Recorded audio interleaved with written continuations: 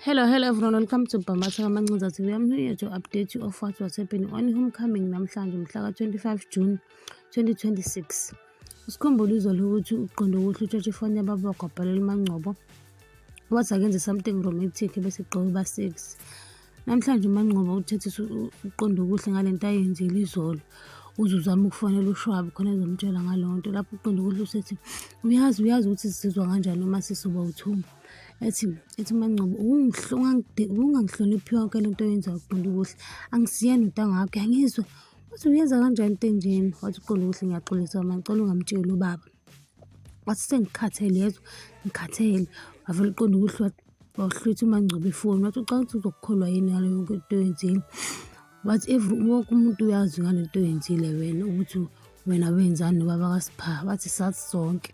Lapho usho uyahleka kancane. Wathi sonje wena uze wenze lutho angeke wenze lutho.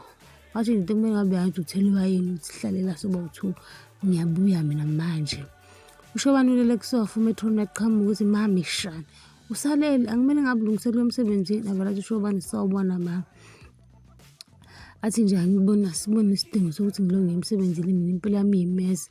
Athi namaphoyisa futhi uyabona ukuthi nafuna ukungibopha. Wathi phela uSifiso ubeyihero, uSifiso bathi bethandwa abantu bonke futhi uSifiso bemlapha entabeni and ubeyikho konke kubantu. Manje wonke umuntu uyangizonda abafuni ukuthi ngihlanganise nami. Ngisho ijaji ngeke lize likholwe yonke lento ukuthi bekuyi-self defense. Athi nje athi uMetron mntanami ingakho kumele sithole ummeli o-strong uzokwazi ukuthi abe represented licala. Athi uShobani nangu noZethu ma uZethu ufuna sishade ngidala kumele ngihlukane naye ngoba ngeke uZethu akwazi ukuthandana nomuntu ejele. Athi nje angeke ngikwazi ukushada naye ngeke ukukholakala. Athi nje uMetron mntanami kwanele awukwazi ukuthi ugive up kanjalo nje angeke ngivumele lokho. Ngizofonela umalume ngibacela ukuthi beze la ngokushesha khona wena uzoshada besisize khona kuzokwazi ukuthi sisizakale siqhubeke nempilo zethu. Nomshado kumele wenzeke. Lapho uShobani usethula ulalela uma wakhe. Athi hamba uyoprepare emsebenzini ngiyacela asuke khona lapho. UZethu utshela uma wakho ukuthi utshela uma wakho nobaba wakho ukuthi udinga ukuthi aqhubeke nempilo. UShobani uyamdinga ikakhulukazi esikhathini samanje ngoba kunje. Bavela abazali bakhe bathi hayi intombi zethu. Athi mntanami usho ngale nto ufuna ukuyenza ukuthi ayiwona umthwalo.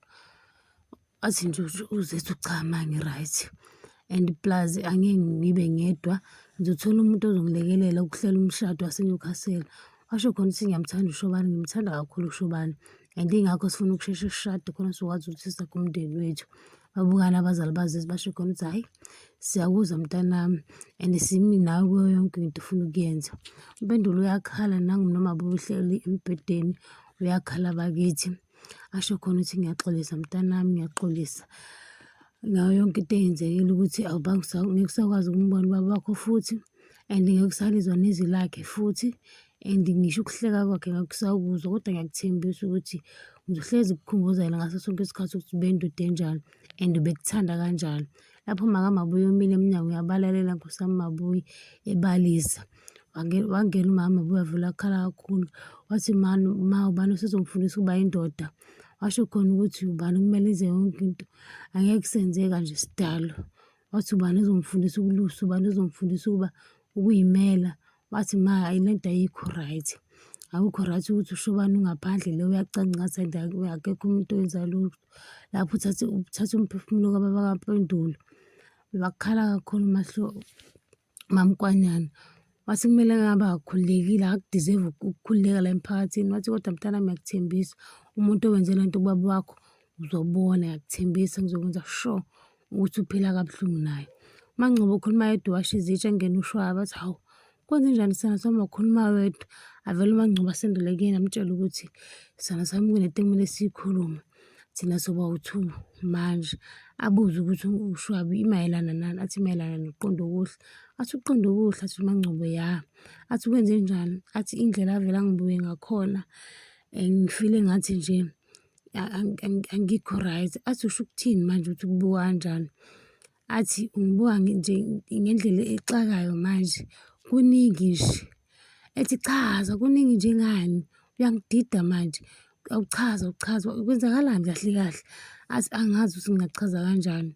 Kodwa nje ikhona enye into, bathi ekuseni namhlanje kade ngigigitheka kumnandi, nayizolo manje usuya-complain-a ngaye, uyinkinga yini manje? Athi akukhona lokhu engizama ukukusho, athi lo mfana lokhu efikile wena wenze ngathi uyamthanda, kanti uyam-pretend-a, athi uyamzonda, athi nje uMaNceba akulona iqiniso leli, lona nje akekho right, akalivele enganeni khona lapho.